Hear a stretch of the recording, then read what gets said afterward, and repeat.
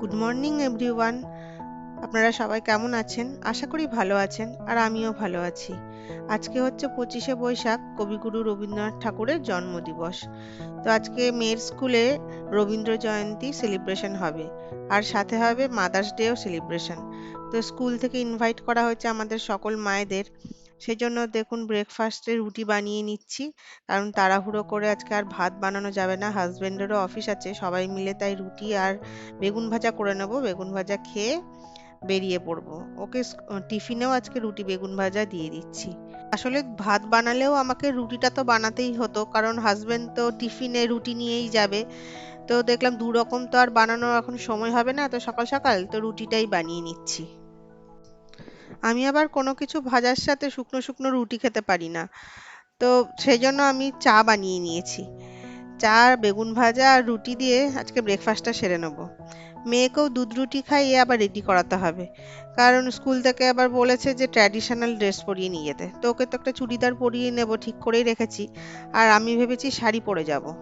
কিন্তু প্রত্যেকবার যেটা হয় আর কি, মেয়েকে খাওয়ানোর পেছনেই সব টাইম চলে যায়, শেষ অবধি যেটা হাতের কাছে পাওয়া যায় সেটাই পরে যেতে হয়। তো আজকেও তাই হয়েছে, চুড়িদার পরে চলে এসেছি মেয়ের স্কুলে। আমরা তো টাইম মতো পৌঁছে গিয়েছিলাম, কিন্তু তখনও সব বাচ্চারা এসে পৌঁছায়নি। সেই জন্য যে কজন এসেছিল সবাইকে লাইন করে এভাবে বসিয়ে রাখা হয়েছিল, আর সবার আসার অপেক্ষা করা হচ্ছিল।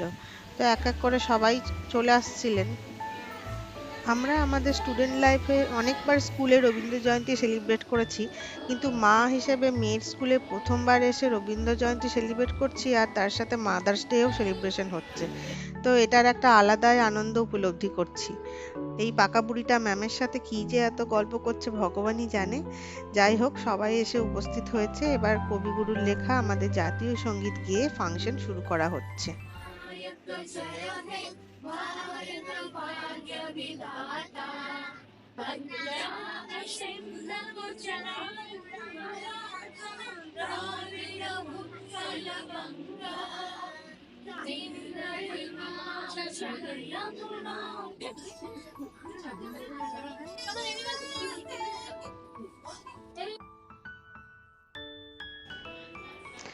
বাচ্চারা তো বাচ্চাই হয়, ওরা তো এক জায়গায় দাঁড়িয়ে থাকার পাবলিক নয়। তো জাতীয় সঙ্গীত গাওয়া হচ্ছে বা অন্য কিছু, সেটা তো ওদের বোঝার নয়। তাই কেউ দুষ্টুমি করছে, মায়ের কাছে চলে আসছে, কেউ কান্নাকাটি করছে। তো ওদেরকে শান্ত করার জন্য ম্যামেরা আবার বিভিন্ন রকম অ্যাক্টিভিটির অ্যারেঞ্জ করেছিলেন, ডান্স করাচ্ছিলেন, খেলা, বিভিন্ন রকম গেমের অ্যারেঞ্জমেন্ট করা হয়েছিল। তো সব কিছু মিলিয়ে বেশ ভালোই লাগছিল দেখতে, ফাংশনটা বেশ এনজয় করছিলাম।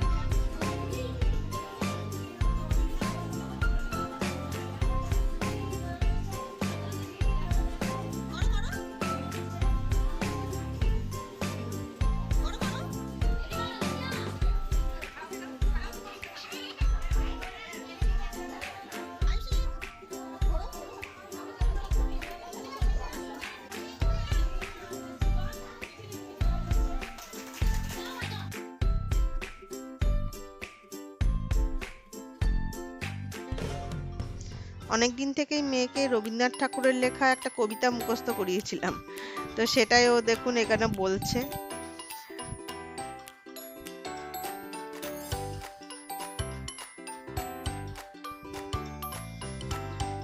এখানে অনেক বাচ্চারাই অনেক কবিতা বলেছে, কেউ গান গেয়েছে।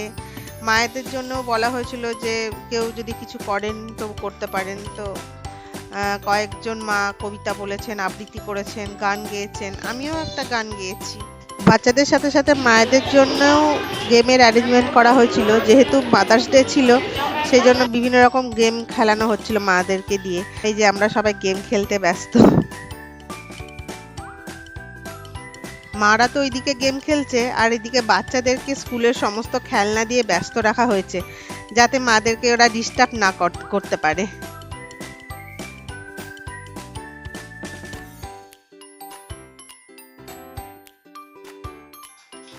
স্ক্র্যাম্বল ওয়ার্ড গেমটা হয়ে যাওয়ার পর আর একটা গেমের অ্যারেঞ্জমেন্ট করেছিলেন।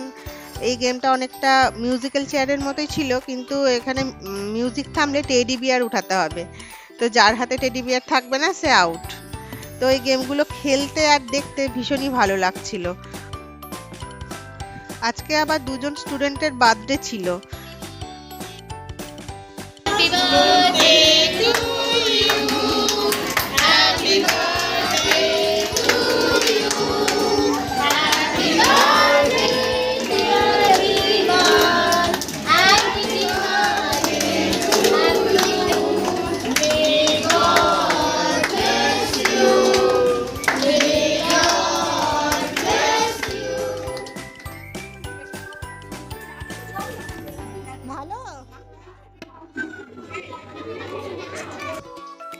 প্রোগ্রামের শেষে আমাদের সবাইকে কেক আর জুস দেওয়া হয়েছিল, মেয়ে সেটাই খাচ্ছে।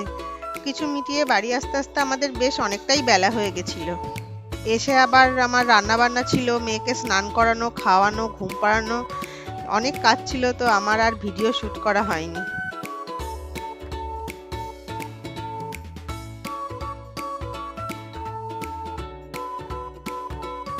সন্ধ্যাবেলা চায়ের আড্ডাটা বেশ জমে গিয়েছে, সবাই মিলে একসাথে বসে গল্প করতে করতে চা খাচ্ছি আর আলোচনা করছি যে রাতের ডিনারটা আমরা কোথায় খাবো।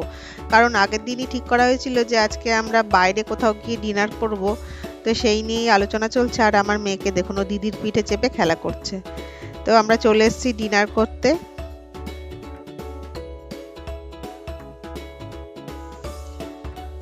আজকে ভিডিওটি আমি এখানেই শেষ করছি। আপনাদের কেমন লাগলো অবশ্যই কমেন্ট করে জানাবেন। ভালো লেগে থাকলে লাইক করে বন্ধুদের সাথে শেয়ার করে দেবেন আর সাবস্ক্রাইব করে আমার পাশে থাকবেন। দেখা হবে আবার পরবর্তী একটি ভিডিওতে। আপনারা ভালো থাকবেন, সুস্থ থাকবেন। টাটা।